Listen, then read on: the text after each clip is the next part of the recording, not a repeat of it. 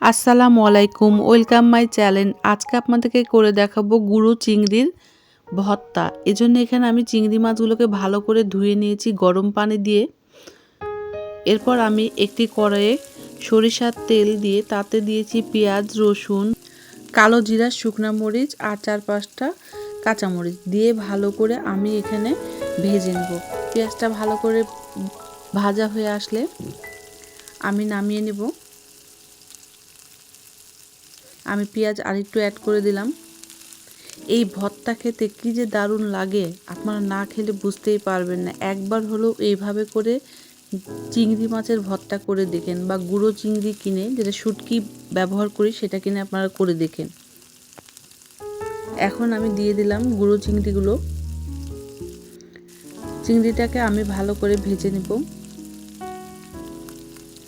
চিংড়িটাতে আমি দিয়ে দিলাম পরিমাণ মতো লবণ, একটু সামান্য হলুদের গুঁড়ো আর সামান্য একটু মরিচের গুঁড়ো দিয়ে ভালো করে চিংড়ি মাছটাকে আমি ভেজে দিলাম।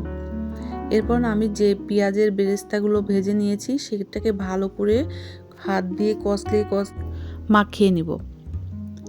এরপর আমি দিয়ে দিব ধনিয়া পাতা।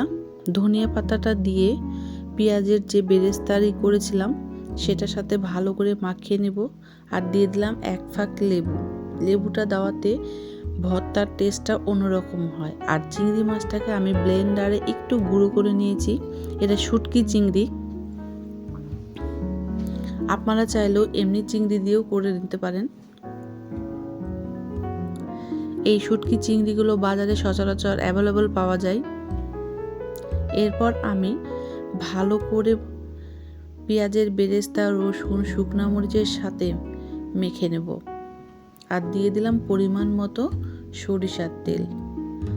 আর কি লাগে, এখন শুধু গরম ভাতের পালা। এভাবে করে ভর্তা করে খেলে জিভাতে পানি চলে আসবে। আপনারাও খুব সহজে এভাবে করে চিংড়ি মাছের ভর্তা বা শুটকির ভর্তা করে খেতে পারেন। আশা করি ভিডিওটা আপনাদের ভালো লেগেছে। একবার হলো এভাবে করে ট্রাই করে দেখেন। আমার তো এখনই পানি চলে আসছে, মনে হচ্ছে গরম ভাতের সাথে চিংড়ি মাছের শুটকির ভর্তা কি যে ভালো লাগবে। আজকে এ পর্যন্ত, আল্লাহ হাফেজ। আবার নতুন ভিডিও হাজির হব।